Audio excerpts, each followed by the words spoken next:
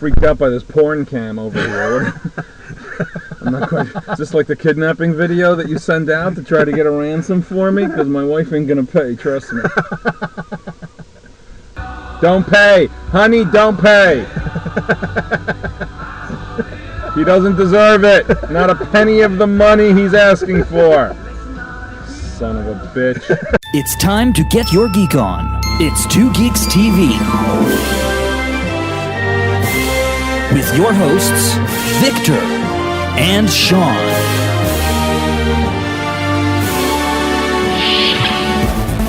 Oh.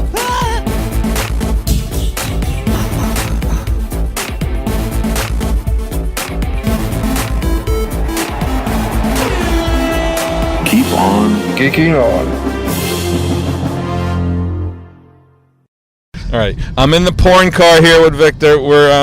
We're about to shoot a porn tape right now. It's either that or a kidnapping video. We haven't decided which yet. Just so all of you watching this know that I'm actually sitting in a car. The camera's right in front of me on the dashboard. It's really, really freaking weird and not the least bit disturbing. So because Victor's friend isn't in the car, I assumed he was going to be lurking in the back seat to put a hood over my head. I'm supposed to do a question and answer interview with myself, which I guess is about right at this point in my life. He gave me a list of bullet points. Look at this is great. He's giving me a list of bullet points to remind me of the things I've done in my career, as it were. And it starts with 1985 joining Marvel. And the answer to that is yes. In 1985, I joined Marvel. Next, it says work on. I started Marvel in August of 1985. For some of you listening, that was a year and that was a century that did exist. I was working in book publishing at Berkeley Publishing and found out about a job opening at Marvel, and it's a place I wanted to work out of college. Marvel and DC. I interviewed at both companies right out of college. I didn't get either job because I didn't have the experience necessary, justifiably so.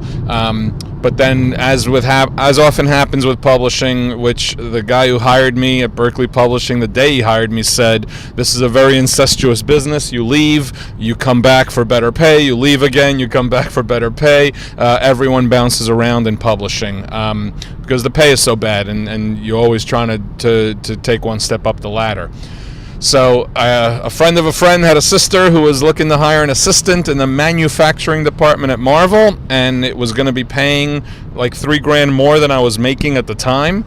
So that meant a whopping $11,500 to a $14,500 raise, which in publishing is borderline discovering a chest of gold. So I interviewed for the job and I got it. And I became her manufacturing assistant, working on Marvel press posters, which were these beautiful retail store posters for sale, not the promotional posters they get. Marvel used to do press posters for sale back then. They would take really good covers, like let's say Mike Zeck's Punisher #1 miniseries cover, and they'd sell it as a poster, or they would do original art as posters as well. And also having to deal with Marvel books, which at that time was not really trade paperbacks or hardcovers or anything like that. It was actually a licensed line of Fisher-Price books that Marvel was doing in the mid-'80s in the never-ending quest of the president and the vice president to distance themselves as much as they possibly could from comic books. So they were doing activity books and sticker books and coloring books, so I was the manufacturing department assistant responsible for liaisoning between Marvel's editorial and the outside color separators and printers and all that. That was not my lifelong dream to do that at Marvel, but I needed to get my foot in the door, and I did. So 4 months after that, I stabbed the poor woman who hired me in the back and found out there was a job opening in Marvel's promotion department.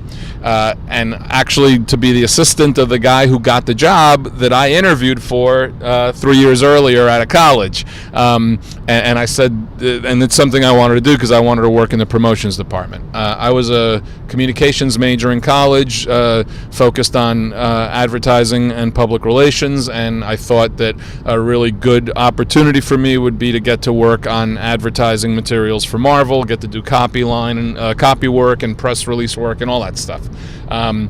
So I became his assistant, and little unbeknownst to him, he was getting a boss hired over him at the same exact time, and all of a sudden we became a department, and it was the promotion and publicity department. And the new head of that department waited a year to see what he had in his personnel and everything else, and at the end of 1 year, in '86, he basically divided our responsibilities.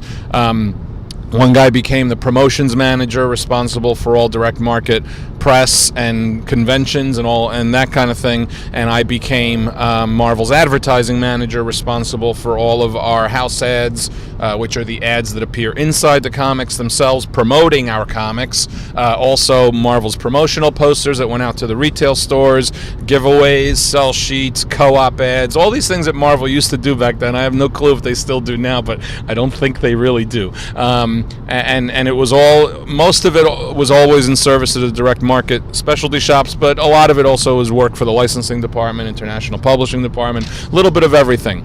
So it was an absolutely great job for me. I was in my mid-20s, and I was able to get my fingers in the pie of almost every single department at Marvel. So I got to know a lot of people at the company, and not as well as people in editorial. And it was a really good opportunity for me because the company's sales were increasing. We were getting opportunities to do more advertising and more diverse kinds of advertising. I did a whole bunch of promotional posters that anyone from the late 80s would remember.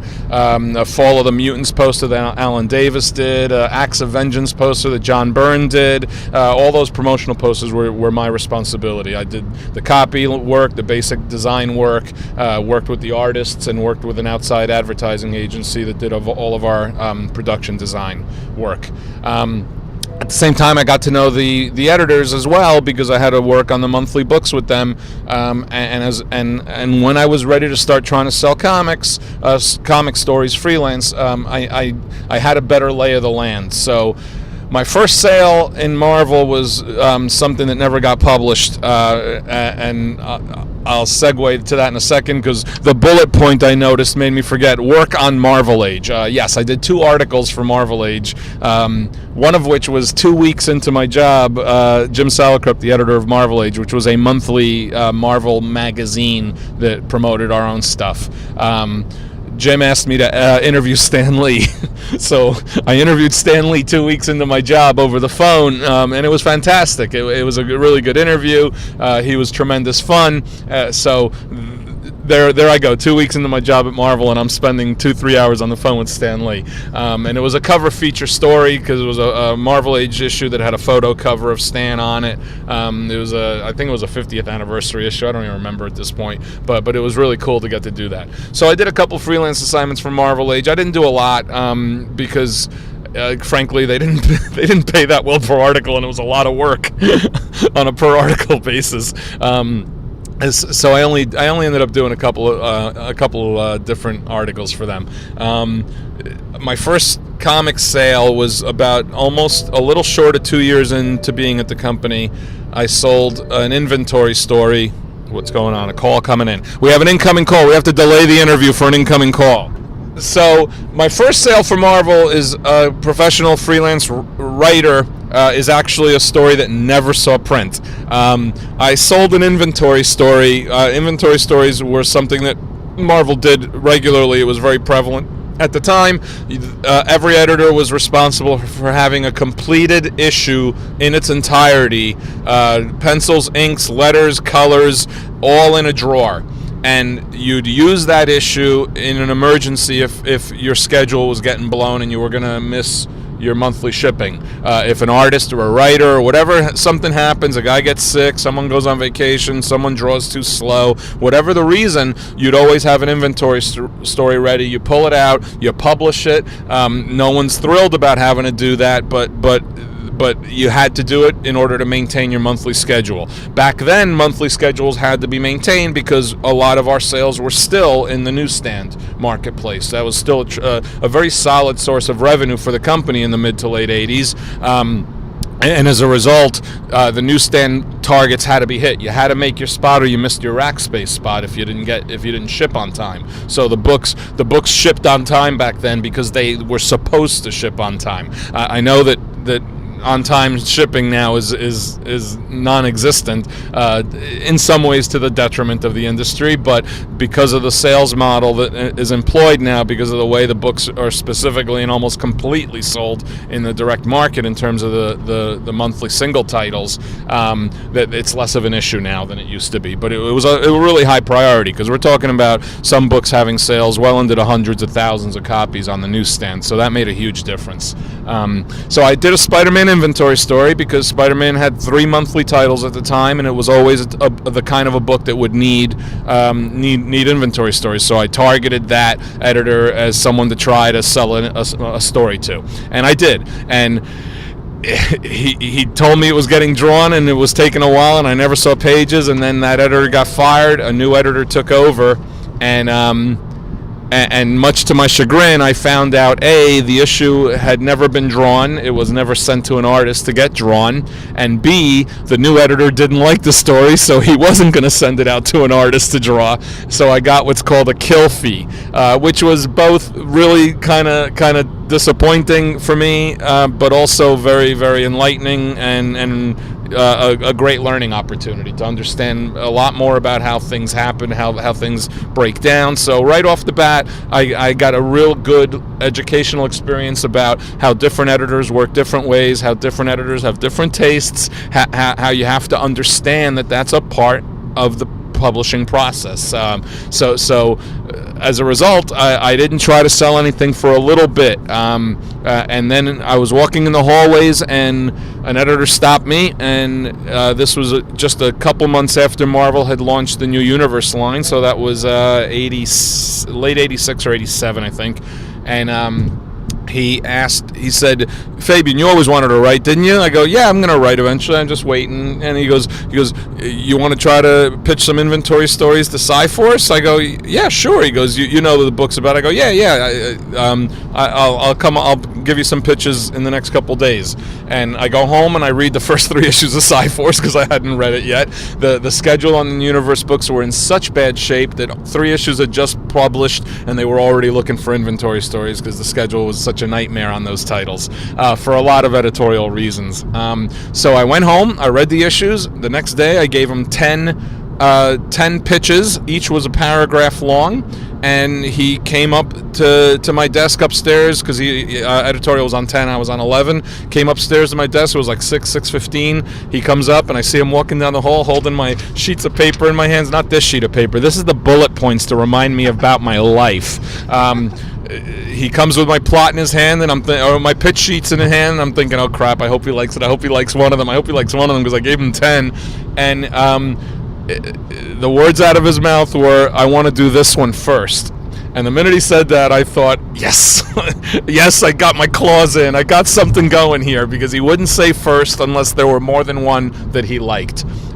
So I wrote the plot. I handed it to him. I think that was a Thursday. I told him that I'd have the plot for him on Monday, and I handed it in on Friday so that he'd have the weekend to read it, so that I would impress him by delivering it 2 days earlier than he expected it, all of that stuff. And Monday, at 6:15, I'm at my desk working, and I see him coming down the hall holding my plot in my hand, and I'm thinking, oh crap, I hope he liked it. I hope he liked it. I thought it came out pretty good. I was pretty happy with it overall. And he goes, "Has anyone else offered you anything yet?" And I said, "Huh? He goes, "Has anyone offered you any other work yet?" I go, "No, Bob, I just, this is my first thing I'm selling. I sold a story to Owsley a while ago, but, it never got drawing? He goes, no. If anyone else offers you anything, can you tell me first? And I was like, yeah, okay. I telling you, I was totally confused. I was just glad that he liked it, right? And then he goes, let's start working on another one of the idea. Either one of these two is okay. So there were 2 other pitches that he liked, and either one of those 2 I could work up as a plot. I went home, and at that time I was actually living out of my house from my childhood, but my mom had moved out to join my dad, whose job had taken him to Cincinnati. So I stayed in the house paying rent as mortgage, and 2 friends from Marvel moved in. One was an inker, Mark McKenna, and one was a penciler, Kevin McGuire, and who became the Justice League artist and everything else. So the 3 of us were living in my house in Jersey together, and I went home and I told him what happened, and they go, he wants to offer you the book. He wants to offer you the book. I go, he's not going to offer me the book off of one inventory story plot. That's ridiculous. He goes, no.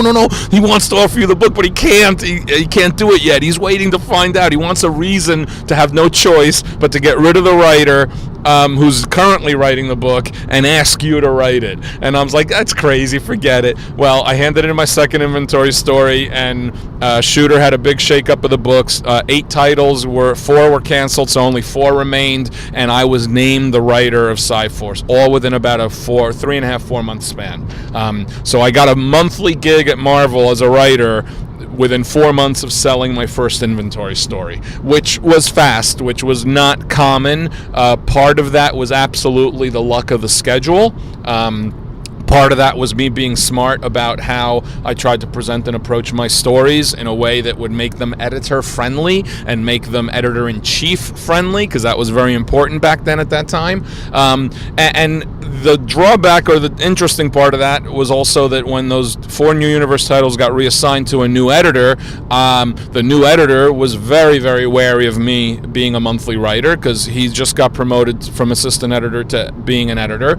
By being forced on him, I'm kind of thought of as the editor-in-chief's golden boy. So what am I? Am I a snitch? Am I a tool that the editor-in-chief is using to spy on what's going on behind the scenes of the books? All these things. There was a lot of editorial paranoia at the time, and I understood it and I got it. And the editor Howard Mackey and I were friendly in our job capacity, but we had no experience really with each other as writer-editor yet. So I had to earn my trust with him, and he had to learn to trust me that I'm not out to cause him any problems, that I'm out there to try to do a good job and make the book good. And that happened really fast, because we got along very well. We became really good friends, and he liked and respected my writing even at an early stage, and he was a very good editor at the same time too. And it didn't help that the editor-in-chief was fired within a month or 2 of all of that happening, so a lot of pressure was alleviated on them. A lot of the pressure editorial had been under for quite a while sort of just dissipated. It was almost as if a dark blanket had been pulled off of their heads, and the entire feeling, mood, and tone at the company at that time shifted and changed. When Tom became named editor-in-chief, everything all of a sudden became a little sunnier and a little more positive, and people started to pull together. So editorial, which had become almost like the Alamo in their own minds, and everyone else was their enemy, and they were worried about internal enemies at the same time. It's not like Daniel Boone didn't just have to worry about the Mexicans outside the walls. He had to worry about his fellow cowboy right next to him, shooting him from behind. All of that started to fade, and in a positive way. It wasn't overnight, but all of it started to fade. So sales and promotion and editorial and licensing, everyone started to work better together. It's not a coincidence that the company reached its greatest sales heights between roughly like 88 to 94. It's because it was a time when there was a lot of positive internal synergy. That doesn't mean everyone got along perfectly. It doesn't mean that there weren't disagreements, but overall everyone was driving in a coordinated, positive forward motion. And we'd gone through a few sales as a company, which always makes everyone a little nervous.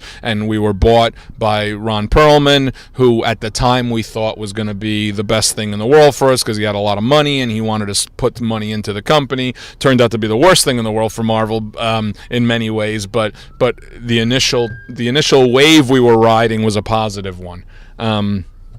So that was all happening at the same time as I was just starting to get to write more. And the monthly book ended with issue 32 because all in the universe titles got canceled, and I thought for sure I'm going to get another monthly gig just like that because I already proved myself on this. I did a solid job. Everyone was happy with the work I was doing, and there was no other job. There was no other monthly gig ready for me. There was nothing else I was being offered. Part of it was maybe getting it too soon, too quickly, and there was a little bit of a jaded eye towards that. I guarantee you, quite frankly, that some assistant editors were probably a little jealous of that because many of them always wanted to try to write, and they didn't get the shot that I got so quickly.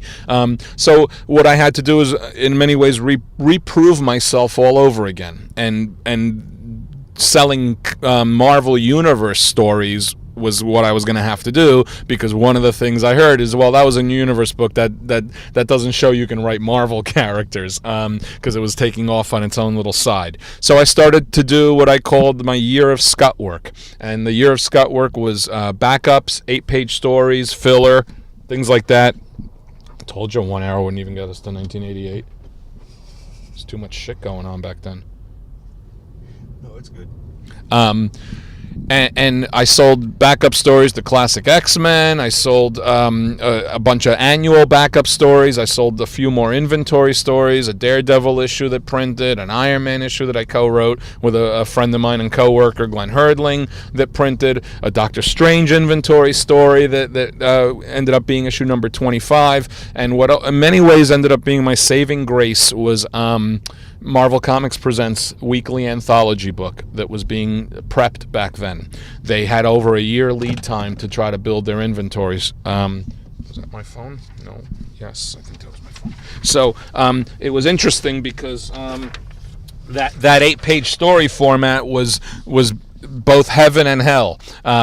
Heaven because the editor had to buy a lot of material in order to produce 32 pages of weekly content, 4 8-page stories per issue, 2 of which were either the lead, which was a multi-chapter thing, or a second multi-chapter story, and then 2, which every issue pretty much were self-contained, one-and-done 8-page stories. And you could plumb the depths of the Marvel Universe to find the characters that you could try to write, like Aquarian or Shamrock or Red Wolf. The more obscure guy you picked, the more likely you had a shot of selling the story, because he had less of a vested interest in doing an 8-page Spider-Man story, because there was already 4 Spider-Man titles. He already had a lead feature. So the part of the thing that the editor, Terry Cavanaugh, and executive editor Mark Grunwald really wanted out of that book was the opportunity to continue to perpetuate the smaller aspect of the universe, the smaller characters, the little-known ones, because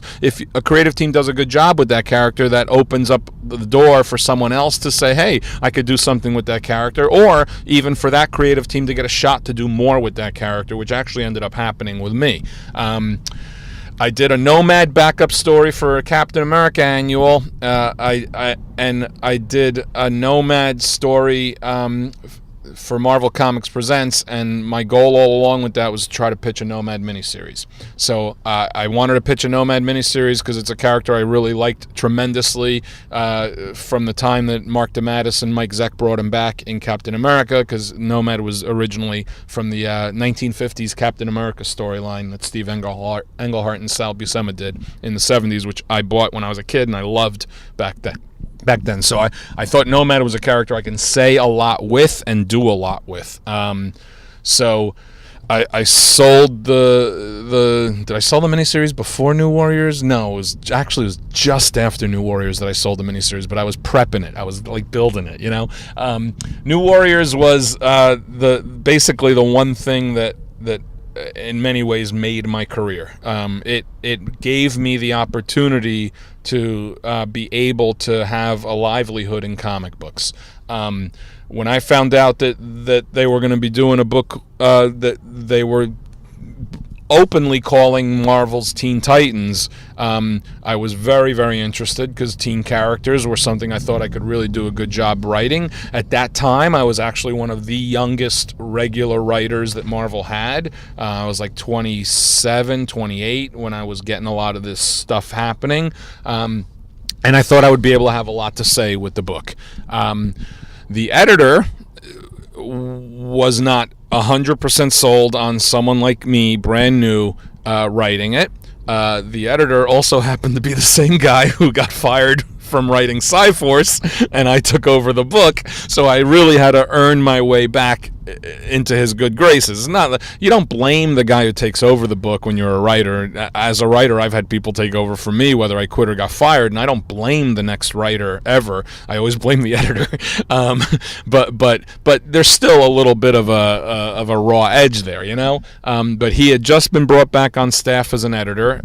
He'd been an editor at Marvel before, and that meant that he'd been fired as an editor at Marvel before, but Tom rehired him. So there's completely understandable hesitation and nervousness on the part of this editor. He's reproving himself editorially. The last thing in the world he wants to do is to have some snot-nosed, arrogant punk young writer take, and have his career dependent on this kid writing this book. He already had a brand new artist assigned to the title because Tom wanted to give Mark Bagley the book. Tom wanted to do that because Mark had earned it by being the winner of the tryout contest. Mark had done several issues of, was it Sectors or Silver Warriors or something? It was one of the toy license books that Mark... Was Mark Visionaries? Mark was Visionaries. You got it. Wow, well done. Yes, Mark was Visionaries. There was a Silverhawks one, right? And there was a Sectors one, but Mark did Visionaries. You're absolutely right. And I think Mark had also done Strikeforce Morituri. So there was the idea that he had now had almost 2 full years, a year and a half under his belt after winning the Marvel Tryout Contest, and they wanted him to get a monthly superhero book.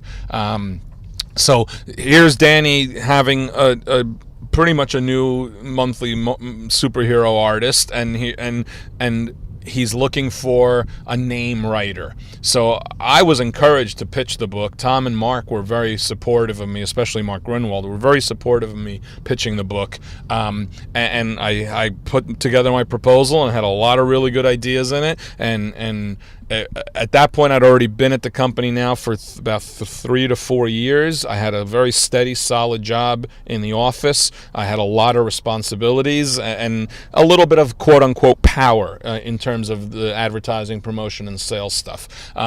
So I was no longer like this rookie, raw, nervous newbie. I had a very solid place within the company. So I was a little ballsy in my proposal. I was offering strong suggestions to change the name of the book because I didn't like New Warriors. I thought it was a stupid name. And there were other options that I thought that we should be taking. I wasn't very thrilled with some aspects of Tom's proposal. I thought that some of them were a little too old-fashioned, and I wanted the book to have as much of a little bit of an edge as it possibly could have based on the fact that it was a code-approved Marvel superhero book. And all of these things are me trying to find my way and sow my oats as a writer, but it's also an editor looking at it going, this guy's going to kill me. He's going to get me fired. These are red flags everywhere. Took Danny a long, long time to make a decision on the book. 6 months he says it wasn't, but it was 6 months. And there were lots of fits and starts where I thought someone else was going to get the book. There were a few times when he said he had a hot line on a real good line on a hot writer from California that may do it, and I'm not going to name names, but it would not have been the right choice for this title, so luckily that person didn't do it. And I think through attrition and exhaustion, Danny finally agreed to give me the book, and quite frankly, he didn't regret it at all. Even though I was a lot of trouble for him, he didn't regret it at all because he saw right off the bat that Mark and I clicked. And he saw right off the bat that we were putting out a good book. The title was really kind of maligned internally. We had the head of this. I'd be at sales distributor meetings or retailer meetings, which we did a lot of back then, and the head of direct sales would be describing it to a group of 25 or 30 retailers as like Marvel's Teen Avengers. It's like Police Academy, but with kids. Like, it's Avengers Academy. And I'm sitting right next to her, and I'm about 3 plots into the book, and I'm like, this is not what it's like, but I can't shut her down in front of all the retailers, so I gotta wait, and then after she's done talking and we're having cocktails or whatever, I'm talking to as many of them individually as I possibly can, going, it's not like Police Academy meets the Avengers, because I could see every one of their faces going, oh, well, this is gonna bomb, this is gonna suck, I'm not gonna order any copies of this book. So I knew that the book was better than anyone thought it was going to be, because I knew what we were doing and I saw what was coming out, and I wanted to do an advertising line for the house ads, because that's the irony. I get to promote my own comics that I write, and I'm the advertising manager. My job is to come up with the ads for my own comic. The line I wanted to use originally is, they're not going to suck like you thought they were gonna, but they wouldn't let me do that. So the line I came up with from the very, very beginning, which we stuck with for all 4 years I was with the title, which really was emblematic of the themes of the book, was all they want to do is change the world. And that advertising line was meant to convey the ridiculous, naive, youthful hope and desire that these kids had, because if all you ever want to do is change the world, you're crazy, and yet you're not at the same time, you know. And that's what I really wanted to convey with the book, that these kids were going to make a lot of mistakes. They were going to try to do things that they shouldn't be doing, but all of it was almost always with the right intention and the hope for making a difference. And that was a little different in its own way than any other title Marvel had, right? So it could be Teen Titans, just lacking in the legacy aspect of the Marvel unit, the Titans have in the DC universe. But I could create my own sense of legacy, because all of the New Warriors characters had a lot of really interesting ties to Marvel continuity, whether it be Firestar with the X universe, whether it be Nova with the Cosmic universe and having had his own title in the 70s, whether it be Marvel Boy with the Guardians of the Galaxy touch to him. So it gave me the opportunity to, and Namorita obviously with Namor and Atlantis, gave me the opportunity to immediately put my fingers into the Marvel Universe pie, you know, and get to incorporate a lot of those elements into the title. That's why you had a villain like Tarax in the first issue and Mad Thinker in the third issue, because I was specifically trying to show everyone that this title, these characters are firmly rooted in the Marvel Universe. And I also wanted to show the editors at Marvel, because it's my first mainstream superhero book, that I have a very, very solid, strong grasp of Marvel's history and continuity, because I do, and I did, and that I could write diverse characters, from Mad Thinker in issue 3 to the Inhumans in issue 6, you know, Punisher in issue 7. I could handle the diversity of characters that the Marvel Universe has to offer.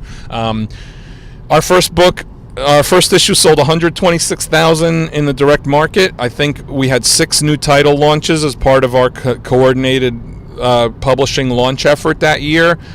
It was the 5th lowest selling title of the 6. By issue 12, it was selling about 250,000 copies in the direct market. So it almost doubled its sales in the direct market in a 1-year span. The only time that happens is if a book gets really, really good word of mouth and starts to sell out in stores, and that's exactly what was happening. The first year to 2 years of the title were really, really a fantastic roller coaster ride. The fans who were buying it wasn't one of Marvel's top 10 books by any means, although, you know, 250,000 sales today would make it double number one. But it was in the top it was in the top 25 to 30 titles that Marvel was doing. Really, really strong representation. A lot of really good internal buzz for the book. A lot of editors and assistant editors enjoyed it and liked what we were doing. And we had a bit of an underdog mentality to us, and people were rooting for us to succeed because of that. So that's the title that I think made my career, because it made retailers think this guy can sell a book. It made fans think I want to read a book this guy writes. It made editors think I can hire this guy to write a book, and he's going to know what he's doing because he understands this crap. He's professional as hell, and he hands his work in a day early when he tells you he's going to hand it in on Friday. You get it on Thursday, and those were all important things. And that's basically what got the ball rolling. Working with Mark Bagley is the next bullet point. Fuck him. Screw him. He sucked. If it wasn't for Larry Malstead taking over as inker with issue number 3, forget it. The book would have tanked. It was all because of Larry, not because of Mark. He's never going to see this, is he? No, he's not. I don't know. I'll pay for beers later, Mark, I promise. Mark was fantastic. Mark was great. The only drawback to working Mark those first 2 years is that everyone wanted to hire him away from us, and it was hard as hell for him not to be lured away. And finally, the lure of drawing Spider-Man, which was a completely understandable draw, especially because it was coming from the same freaking editor who was editing New Warriors. Mark was lured away, so as a result, his last several issues he had to do breakdowns for instead of full pencils. But Mark was a dream to work with. I mean, one of the most professional artists in the industry. Still is to this day. Hands in his pages, one page at a time, in order, on time. It gives you time to script it and tweak the script as needed, and told the story with just fantastic clarity. Brought a lot of energy and excitement to his panels and his page breakdowns. Understood humor and character interaction. Moved his camera around really, really well, which makes it easier for you to script the panels, because by moving the camera around, you're alternating the positions of the characters on a page. So in panel 1, Namorita's on the left and Speedball's on the right. In panel 2, you move the camera, Speedball's on the left and Namorita's on the right. That automatically creates a dialogue flow that forces you as the writer to incorporate all the characters that are being shown on the page and engage all of them into the conversation. This was the days where most of Marvel's books were done plot first, not like they are now, which is full script. Almost all titles nowadays are written full script, which I have written full scripts for Marvel and DC since 2004. To this day, I will say that it is not as good a working method for mainstream superhero books as plot first is. Plot only allows the artist to visually break down and tell the story in as exciting and dramatic and dynamic a way as they see fit, and it allows the writer time to breathe and think about how to tweak it and how to nuance it and how to approach it in ways that aren't anally defined up front, which is what full script does. It totally restricts you up front, and it makes the writer far more important in terms of the visual storytelling, breaking down panels and camera angles and all of this stuff. It's quite a bit more of a load than I think a writer should bear, because if a writer is good enough to be doing that, then they should be good enough to be drawing the damn book themselves, or at the very least laying out every single page, so that an artist can just blow that layout up and just draw off of that. But since the writers aren't doing that, there's a reason why they're not doing that. They're not doing it because they're not able to do that. So then why should they be given that level of control over the visual storytelling? I look forward to engaging in conversation with any writer at any time about this, especially considering that 90% of the writers who would fall on the side of full script only have never written plot first. But I've been 30 years in, 15 of it was plot first, and 15 of it has been full script. So I got a pretty damn good gauge on which works better for me anyway. But I also have a strong feeling about why it works better for mainstream titles. So we're going to take a little bit of a water pause here.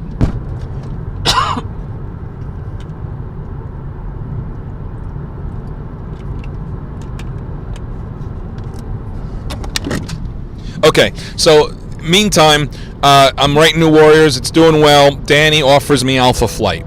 Alpha Flight was never a book I really enjoyed that much outside of Burns' first year. I didn't really have an affinity for the characters. I didn't really care much about it one way or the other. Danny said, tell me what you would do because you don't care about it. Tell me what you would do. And I said, okay. So I gave him a pitch, and he loved it and wanted to do it. I mostly wanted to do it because I wanted to prove that I could write 2 monthly titles and still have my full-time job, and that it wouldn't affect my work on either side, my freelance writing or my staff job.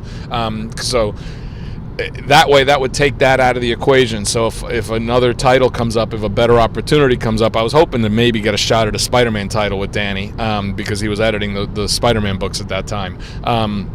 But by doing 2 monthly books, I could be proven to all the editors that I can do 2. I can have my staff job. It's not an issue, because workload is always something that people pay attention to. Back then, if you're doing your freelance writing and you had a staff job, you weren't doing your writing in the office, no matter what people think. You really weren't. Maybe occasionally you'd have to rewrite a page of script or something like that, but you're doing your freelance writing at home, away from the office, and you have your staff job. You got to do your 9 to 5 work. So I wrote 7, 8 in the morning, getting into the office early. I wrote on the train on the way home. I wrote on the train on the way in. This was before laptops, so I was doing a lot of that on loose leaf paper and then typing it up. We had a computer in the office, and I just got a computer at home. So I was working weekends every weekend all the time. So I was working 7 days a week, roughly 19 to 20 hours a day for about 3-4 years there. So I started writing Alpha Flight. Sales went up. Got a little bit of a buzz going. I knew really soon that I didn't enjoy the book, and I didn't enjoy the characters. I was going to stick with it because I wanted to run a couple storylines I introduced through to their conclusion. There was an editorial change, so after issue 100, Danny wasn't going to be editing it anymore, and that was a good enough reason for me to get out. I was getting more work out of the X office at the time, starting to get backup stuff and annual stuff, and then New Mutants was going to start happening too as the scripter, so I basically quit the Alpha Flight assignment. My only regret 25 years later about quitting the Alpha Flight assignment was that I had always completely, fully intended to reveal that North Star was gay. The hints had always been there, though no writer or artist or editor in the early 80s was going to really be quote-unquote allowed to do that, because that, homosexuality was just something that was not often depicted in mainstream media, but barriers were breaking down little by little, and we had been given the okay to do this, and I fully intended to do it. I introduced the character as a supporting cast member who was going to end up being his, North Star's boyfriend, but I quit the book before I had a chance to do it. Instead, Scott Lobdell took over the book, and a few issues later, we get North Star screaming, "I am gay" on a comic book page as the giant revelation of a character outing himself. My version of that was going to be, shall we say, slightly more mature, slightly less bombastic, and I think that it would not have made nearly the amount of media waves that it made back then, but it would have been a far better way for the company to have eased into that kind of more open and more diverse approach to its storytelling. I Am Gay was a little bit too on the nose, possibly, but I could be wrong there. I know it meant a lot to a lot of gay readers, but I think doing it in a mature way would have meant a hell of a lot more to the industry, especially to Marvel and DC. Anyway, so we go on Alpha Flight, then Avengers Spotlight. Avengers Spotlight was backup stuff. That was all like inventory stuff. Avengers, Howard asked me to pitch in because Byrne and Howard were having some problems, and Byrne was going to quit the book, and Byrne threatened to quit books all the time, so you never knew if he was or not. But I was gonna have to script an issue that Byrne plotted, and then Byrne decided to quit, so I had to finish an issue, that a storyline that Byrne had started, which was this Nebula storyline. Avengers was always my book since I was a kid. Since I was 7 years old, I bought Avengers every month. Avengers was I only bought a few comics a month because that's all my allowance could go for. But Avengers was the one constant. Every month I got Avengers, and then I would get other stuff and samples. So a run of Captain Marvel that Jim Starlin did, or a bunch of Conan issues that Barry Smith was drawing. I would sample stuff that I liked and stick with it for a few months, and then if the artists and writers changed, I would look at other stuff. But Avengers was my monthly book every month. I had every issue consecutively from like 80 something all the way up to the present day. Now I have the whole run. It's the only title I have in a complete run of that's from the Silver Age. So getting to write Avengers meant a hell of a lot to me. Getting to write Avengers that way did not. Being forced under ridiculously tight schedules to script someone else's plot and then end someone else's story was not really my preference. Then Howard asks me if I could write the bi-weekly issues because they were already about 9 weeks late. Marvel was doing titles bi-weekly back then during the summer. They'd pick about 12 or 14 titles that would have a bi-weekly run for 3 months in the summer because that increased sales and increased the revenue for the company. Avengers was one of those titles that was a bi-weekly book. So I got to write the Avengers bi-weekly storyline, and we were 9 weeks late when we started. So Paul Ryan and I had to figure out a story that we can tell that would run 6 issues, B, a story that a way we could do it on the schedule. So Paul ended up doing like I think 15 or 16 page stories, and then a backup was being run with it that I wasn't doing. So I was doing 30 pages of Avengers work a month for 3 months, on top of doing Alpha Flight, on top of doing New Warriors. And it's one of I only got like 5 regrets I think in the industry. That's definitely one of them. The opportunity to get to write the book that was my favorite comic as a kid growing up and not get to do it well, and not get to do it with time on the schedule, with foresight and forethought. All of that was very frustrating. I loved working with Paul. Paul Ryan was a phenomenally talented draftsman. His storytelling was impeccable. I threw 100 characters at him to draw in the storyline because I included Alpha Flight in it to try to promote Alpha Flight a little bit. I included the Soviet super soldiers because I've been wanting to develop stuff with them for a while. And it was the sign of a young writer being a little desperate because I was throwing everything into the pot that I could. I didn't have faith in my cooking at that short a notice on the schedule to craft a story that I was confident in. So I was covering up by putting more into it. It's like any bad chef who decides throwing more pepper is the answer. Make it spicier, then they won't be able to tell that it sucks. So I tried to make it spicier, but I was never ultimately happy with that storyline. That was the Crossing Line story that ran as the Avengers bi-weekly. I only got one other crack at doing the Avengers again. It was a two-part story that I got to do a couple years later. Steve Epting drew it, guest starred the New Warriors. I was much, much happier with that two-part story because I was getting to continue a whole bunch of story themes that I'd started in New Warriors. I got to get Rage out of Avengers into New Warriors, which I wanted to do very much. Nobody liked Rage except me. I wanted him in New Warriors big time. So that was it. The next bullet point is Star Comics. That's actually me becoming an editor. I'd been Marvel's advertising manager for almost 5 years. Tom had asked me to be an editor a couple times. I'd been going to Marvel's assistant editor meetings for a couple of years, partially to learn the editorial ropes, also to get to know the assistant editors really well because I had to do a lot of my work through them as the advertising manager. And today's assistant editor would be tomorrow's editor, so it was a good opportunity to build bridges between departments. It also allowed me, and Mark wanted me to do this, to provide a promotional sales point of view at the assistant editors meeting so that it would open up editorial mindset to the reasons why promotion and advertising makes some of the choices they make and do some of the things that they do. This way the assistant editors will be better informed. And if they become editors, they have a better grasp of corporate synergy, as it were. So I was attending assistant editor meetings for almost 2 years on a regular basis. And Tom had asked me to be an editor twice, and I'd said no twice because I really, really liked my job as advertising manager, but I kind of hit a wall doing it after 5 years, and the amount of work we were doing, I kind of was getting burnt out. And Mark Grunwald said to me, if he asks you a third time and you say no, he's probably never going to ask you again, because 3 strikes and you're done. And I understood that too. How many times are you going to ask someone for a job and they say no to you, you know? So he asked me a third time, and I said, okay, but Tom, only if you give me something different than what I'm writing, because at that point I was writing roughly the equivalent of 3 Marvel monthly titles, and I didn't want to be editing superhero books at the same time as I was writing superhero books. I said, give me something different. I said, I'm going to want to edit some superhero stuff, but not immediately. And he said, well, that's good news, because the editor who's leaving staff is Sid Jacobson. He's the editor of the Star line, which is the young reader line of licensed properties. The linchpin of the line at that time was Alf.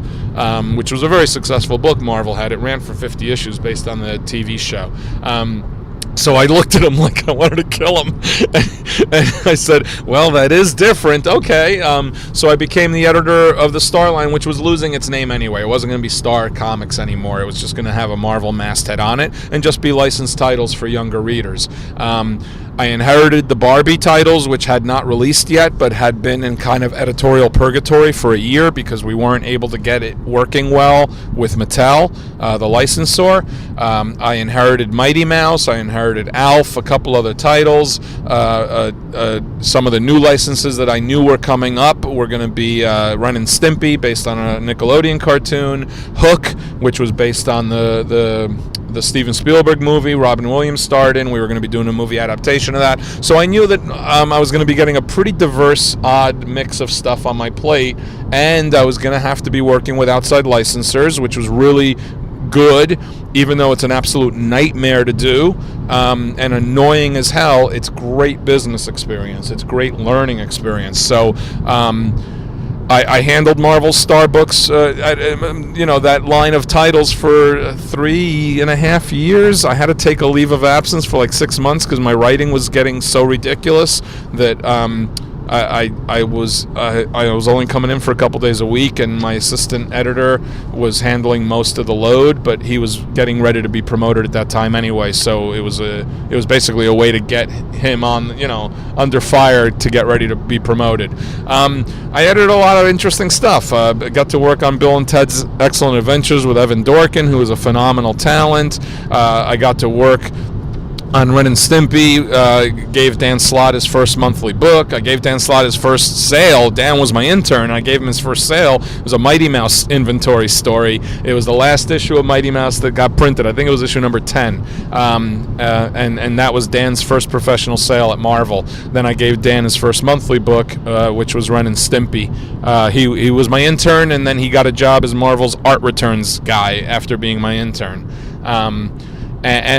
I got to work on William Shatner's Tech World, a science fiction series based on Shatner's novels. So I got to know Shatner, and I got to work with him pretty closely for a couple of years. Got to work on the Barbie titles, which was great because it exposed me to a whole range of different creators. I hired a lot of women creators, obviously, and rightfully so, but I was able to use those creators on other titles as well. Inkers and pencilers. Amanda Connor was doing work for me on a regular basis back then on the Barbie titles. I got to launch Wonder Man, which was like my one mainstream superhero book, with Jerry Jones and Jeff Johnson.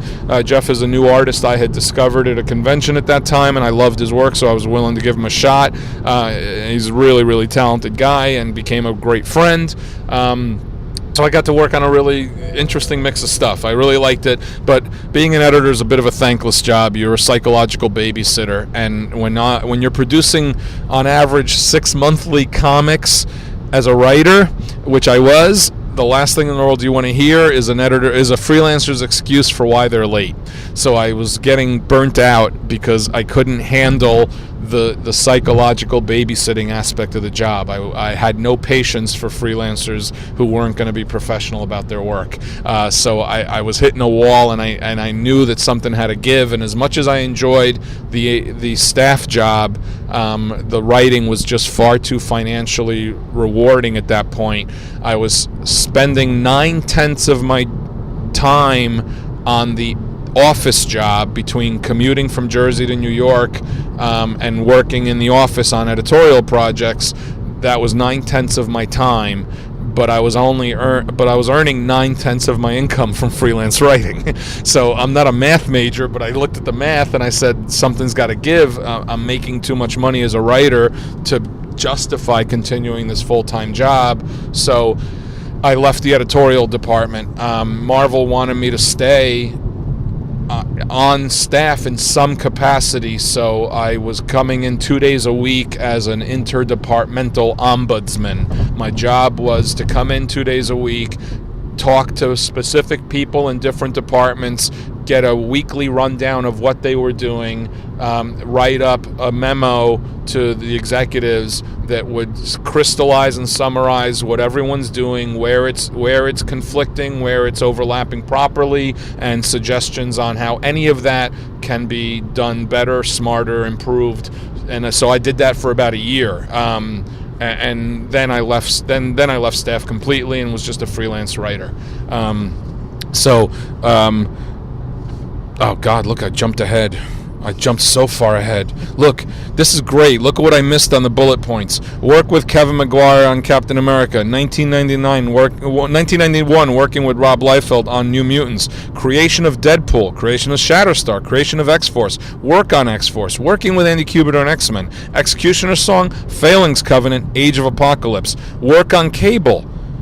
Work on Deadpool Circle Chase. Dispute with Bob Harris. Leaving X titles. Okay, that's what we're up to right now. All right, let's just gloss over all of that, because I just could give a rat's ass about talking about almost any of that stuff. I talk about all of that way too much. Way too much. So yeah, no, I'm not going to talk about Deadpool. I was not the creator of Shatterstar. The way that one worked is that Rob created about 700 characters all at once, okay? The only character of that whole group that I asked for co-creator credit on was Deadpool, because I brought a lot to that character that were intrinsically things that I did, as opposed to anything that I felt I had gotten from Rob. If you notice, I am not co-creator of either morally or contractually of Domino, although I scripted her first appearance and every appearance thereafter for years, or Shatterstar, ditto, or Feral, ditto. I did not ask to be co-creator of any of those because I felt Rob provided more fully formed characters that for me to script off of. Deadpool could have been written as anything. He could have been written as a gruff, tough, quiet mercenary. He could have been written as a thug or a punk. He could have been written with a Spanish accent. There was not enough there on paper that would qualify him as having a personality. So one of the main things that made that character popular, and I'm not in any way, shape, or form denying the character's visual nor the character's name in that equation, because I think both are fantastic. The name and the visual were great designs by Rob, but the character's personality drew an audience. It made people interested in him because he was unexpected. You didn't expect a motor-mouth, wise-ass mercenary. And from there, we built it to having the skin condition and the reasons why we didn't see him without his mask on. And from there, I did the hollow voice word balloons, and then had to figure out why I did hollow voice word balloons. That led to the cellular regeneration. That happened because Bob Harris stopped me in the hall and goes, he doesn't have a healing factor, does he? I don't want him to be a copy of Wolverine. I go, no, not a healing factor like Wolverine's healing factor. Bob said, it's okay if he can heal himself quick, but let's just figure something out a little different. And I came up with the perpetual cellular regeneration, which is not as easy to say as healing factor, which is why all of us say healing factor. But the idea with Deadpool's a little bit different than the idea with Wolverine, because Wolverine heals a wound.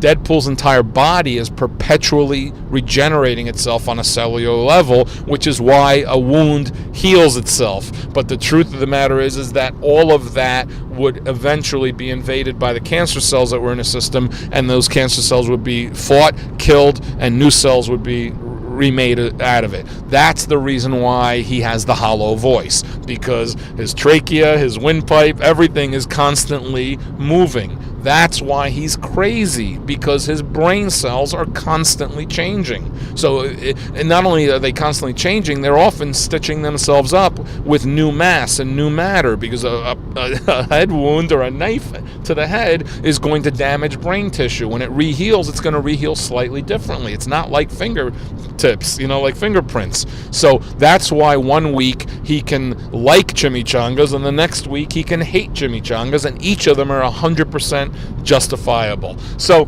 I claim co-creator credit on Deadpool. I have it legally and I have it ethically, and Rob never said. Rob said no, absolutely, because he understood what we were doing back then with the character.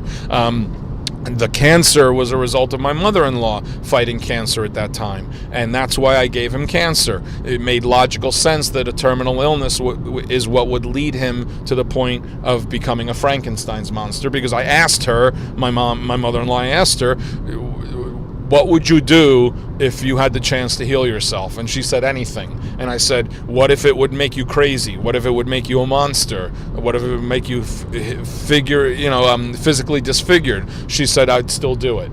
And I said, okay, that was interesting. That informed the depths and lengths someone who's that ill would go to help themselves. And that's exactly why he went to go to get his cancer cured. So what ended up saving his life, and what they did a great job with in the movie, was tying that into Vanessa more so than we were able to in the original miniseries. By tying it more closely into Vanessa, then it's less of a selfish personal thing, and it's more because of the love he has for someone else. Remember I was talking about a few regrets I have in my life? One of them, another one in my top 5. Avengers was one in the top 5. Another one in the top 5 is that I had completely broken down and written the outline for the second Deadpool limited series, and it was going to be his origin. It was going to be a past and present storyline where his cancer comes back, and as a result of that, he has to go hunting the people down who were part of the Weapon X program because they lied to him, or the system failed and the cancer's back and it's killing him, and he wants to try to find a way to save himself. And if he can't do that, he wants revenge on the people who screwed him over. And as a result of seeking those people, we'd be flashing back to what happened to him and how monstrous and horrible that program was to the people who were all part of it, right? Editorial rejected the entire thing out of hand, and they said no, because it's too depressing. And I said, of course it's fucking too depressing. His origin is a monster story. It's horrific. He's Frankenstein's monster. He's Frankenstein's monster meets Bugs Bunny. You can't have Bugs Bunny if you don't have Frankenstein's monster, because it doesn't work. One doesn't work without the other, We were having issues with, in that editorial office anyway. I think, to this day, that they were looking for ways to get me to quit, and they realized that, yes, of course they did think the story was too depressing. They did think it was a downer. That I'm not denying that, because it was. I felt, though, that after having sold, I don't know, close to 35 million comics for that office, that I had earned the right to be able to tell the story that I wanted to tell. Because we knew it was going to sell. We knew the first miniseries sold 400,000 copies. We knew it was going to do fine sales-wise, so I should be allowed to tell the story I want to tell. They didn't want to tell that story because it was a little dark. And quite frankly, I was in a bit of a dark place too, because I wasn't happy with a lot of my writing. My mother-in-law had passed away from the cancer. It was the right story to tell in that way, but the reason I wanted to tell it in that way was because I wasn't in a happy place, right? But they also knew that this is going to piss him off, because they knew how much I cared about the character. So if he gets pissed off, maybe he'll quit. And that's definitely in the back of their heads when they went that way. And in many ways, they were right, because I ended up quitting, not immediately, but I ended up quitting. I ended up getting fired from X-Force, which was still a top 10 selling book at that time. During Age of Apocalypse, I got fired from X-Force, so I knew I wouldn't be coming back to the book. And I said, well, that's nice. Why'd you ask me to end it with a cliffhanger then? And then I quit X-Men a few issues later, because I basically had enough of all of that. I wasn't happy with the work. I wasn't happy with the editorial process. I didn't think that there was creative synergy between all of us anymore, and quite frankly, I'd made enough money that I couldn't justify continuing to sell little bits of my soul for money. I'd already sold enough bits of my soul for money, and figured maybe one day my children will appreciate that when I'm paying for their freaking college education. Yes, in the United States you have to pay for college, so all you Canadians watching this. Anyway, so that was the X books. That was as much about the X books as I'll talk about, because then other than that, whatever, it just doesn't matter. Wow, look at all the little baby deer.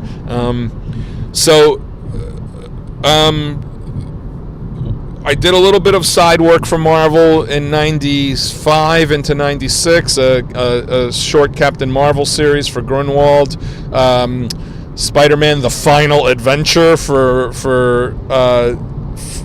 Tom Brevoort's office during the Clone Saga stuff, which I really like to do because I enjoyed that one. 3 out of the 4 issues I enjoyed a lot because I was working with Derek Robertson, which I always enjoy doing. I was getting to write Spider-Man and Mary Jane, which I love doing them. I was not a proponent of them getting married, but that doesn't mean I didn't like writing them as a married couple, because I did. The only drawback is that it was intended to be his final adventure for quite a while. He was going to lose his powers and not be Spider-Man for a few years. They'd seen that the X-Office successfully take Wolverine's adamantium skeleton out of his body, and in a story that everyone thought was going to last, a year or two, ended up lasting 5 or more, right? And it was wholly successful in terms of its exploration of the character and its ability to maintain sales. So they were figuring absolutely that Ben Reilly was going to become Spider-Man. Peter Parker wasn't going to die, but he wasn't going to be Spider-Man anymore. And then if we decide to do something 5 years down the road or 10 years down the road, we will. But it was a very convoluted time for the company back then. It was a lot of shifting in editorial. There was a lot of new pressures coming in from the owners of the company. There was a looming bankruptcy, which was an absolute fabrication because it was all based on leveraged debt from the purchase of other companies to pad Ron Perlman's pockets, and it was not actually a result of the revenue that Marvel Publishing itself was generating. Marvel Publishing was still generating plenty of revenue to be a successful entity, but when you start leveraging hundreds and hundreds of millions of dollars of debt onto a company, then it doesn't matter how well they're doing, they can't handle and support that, and that's why the bankruptcy was going on. So While Ron Perlman was calling the company bankrupt and editorial was laying off half of its staff, Ron Perlman was walking away with hundreds of millions of dollars in his pocket. So much for that bankruptcy. To this day, I will not watch anything that Ellen Barkin is on because she married Ron Perlman during that time period. So I refuse to watch anything she's on. Even though they're divorced now and have been for a long time, I figure she's still got jewelry that she bought off of Marvel Blood. So I refuse to watch anything she's on. I won't even watch a commercial for that new show she's got on one of the cable networks. She got a show on TNT or something. I changed the channel because I refused to even look at her face. I used to like her too. Okay, anyway, I left Marvel in 1996 and starting DC. No, not technically. Technically, I was already freelance by the time I was doing Captain Marvel and Adventures of Spider-Man. DC asked me to co-write with Mark Waid a Justice League miniseries that would pave the way to the new monthly Justice League title. I didn't learn until after I'd already started that the basic premise was that Grant Morrison was going to be writing Justice League. He was already doing it. Everyone knew it. He wanted the big 7 in the book, and that's what he was launching. He just didn't want to bother telling the story of how the old continuity ended and the new continuity began. And I get that too. Grant wanted to just hit the ground running, and he had a great run on Justice League. But we were being tasked with explaining how the seven got back together again. So that's what our miniseries was. Midsummer Night's Mare. Mark and I co-wrote that, and Derek Robertson and Jeff Johnson drew it. And it was fun. It was a fun project. I thought I'd be getting more DC work, and I probably would have, but Acclaim had been making overtures to hire me as their editor-in-chief, and it just wasn't the right time or the right situation there yet. And after about 8-10 months of ongoing discussions as to the possibility, the stars aligned a little bit better, and they were able to offer me the position, and it was something I wanted to do. I had an interest in running an editorial department, so they named me as editor-in-chief in I think it was roughly July of 1996. So my job was to relaunch the Valiant titles. Birthquake had not succeeded financially for the company. The parent company that had just purchased Acclaim, that had purchased Valiant a couple of years ago, Acclaim, was really, really unhappy with the lack of revenue being generated by publishing. And also with the fact that they felt that publishing wasn't working well enough with their video game division to try to turn the character content into successful video games. They had one in early stages of development, a Turok video game, and when I came aboard, the story was being developed and designed for that. One of the internal editors, Jeff Gomez, was doing a lot of work on that. But a lot of the editorial staff didn't have as much of an interest in that kind of coordination or synergy. There was a lot of internal issues at Acclaim. There was a lot of issues between Acclaim and Acclaim Video and Acclaim Entertainment, I should say, and Acclaim Publishing. There was a lot of issues between Acclaim Publishing and the direct market and the direct market publicity machine, i.e., Wizard magazine and publications of that nature. So I basically walked into a bit of a hornet's nest, did not do as much due diligence as I should have done, was not aware of the depths of the issues at the retail marketplace level, at the corporate market, the corporate level. So it was about 3 years of 2 years of wonderful learning experience.